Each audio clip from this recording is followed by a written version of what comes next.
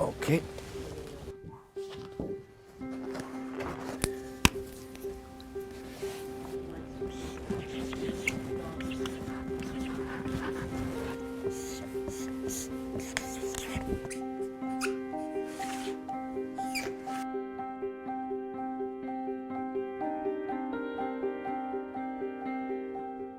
He's not your conventional president, and he's not a politician. So he's attacking it more like a businessman would attack it. Lights, camera, action, it's all happening, and I really admire that about him. Let's face facts. We spoke. You know, it was an outstanding win. There's so many voters that supported him. And he really is coming through on his promises. He's checking them off one after the other. I never expected Mexico to give us a check right from day one. I think that the mainstream media framed it that way for people, but that is not how I took it to mean. The most important thing I think right now in his cabinet is to make our country, our communities, our cities safe. I know that Mr. Trump doesn't have an exact plan, you know, to put on the table. He's repealed it, and now they need to work on putting something together. But you know, when Obamacare came in, it was not perfect on day one either. It doesn't, like they say, Rome wasn't built in a day, so it's going to take him a little while. My premium just this year went from $1,925 a month to $2,765 a month, and that's just unbearable. I would stay with my agenda and keep pushing that forward. The crowd size doesn't matter. This isn't a testosterone contest. This is what's right for America. I love the fact that he tweets. I get his tweets as he does them every day. And it's such fun waking up in the morning and knowing that, you know, at 1, 2, 3 in the morning, he sent out a tweet and I got it first thing in the morning. He hasn't changed his stance. I think he's doing fantastic. And I think that after 4 years, everybody's going to say, well, they're going to look back and see what he's done. And I think he'll get another 4 years in office because he's going to do a fabulous job.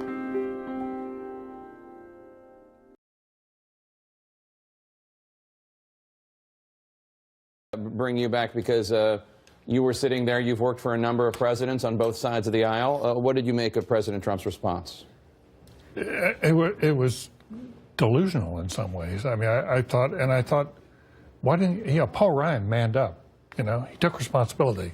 This is a man who just shoves it off on other people and described things in ways that are, you know, that are just misleading. I'm sure he'll get better at this. And I think it's also fair to say that a lot of presidents have stumbled. A lot of presidents had trouble in their first 100 days. Bill Clinton had trouble in his first 100 days. Bill Clinton had trouble. Jack Kennedy had his Bay of Pigs in the first 100 days. But I think when you add up the totality of it, you said this is the worst week of his presidency. I actually think this may be the worst 100 days we've ever seen in a president. Maybe it'll get better.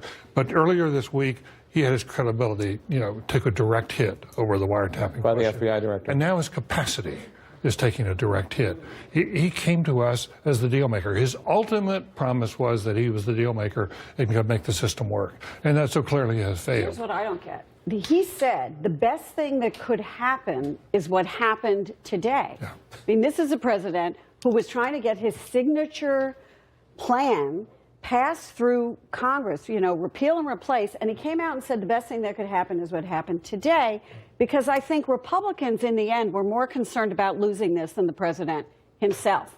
And I saw a clear signal from him today, which was, maybe I'll do a bipartisan bill. You know what that means? That means Freedom Caucus. Sure, he said they're my friends.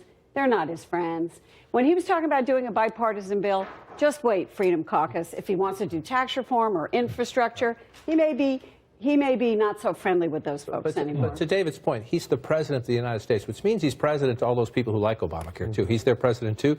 And imagine if a fire chief showed up. He said Obamacare's exploding, and we're going to watch it and let it explode, and then maybe we'll do something about it. It's like the fire chief showing up and saying, no, don't squirt any water at that building. Let's just let it burn to the ground. Right. He's in charge now. I know he doesn't like this program. I know he thinks the people who built this program, you know, made a mess. But guess what? He's the president now. It's his mess. He didn't start it, but he inherited it. I don't know. David was quoting last night. I think we all saw the Quinnipiac poll, 17% popularity for this bill. I mean, hey, if your party doesn't pass a vote that's 17% popular, it's not the end of the world. I mean, it could be the kind of thing, yeah, egotistically hurt my pride, but legislatively it didn't hurt me because Charlie Dent and Mark Meadows and all the people in between aren't going to have a 30-second ad against them now about voting for a bill that has 17% but if you look at the energy Let's go to Simone. if you look at the energy in the states, in districts across the country, red districts, in these town halls, in very, very red places,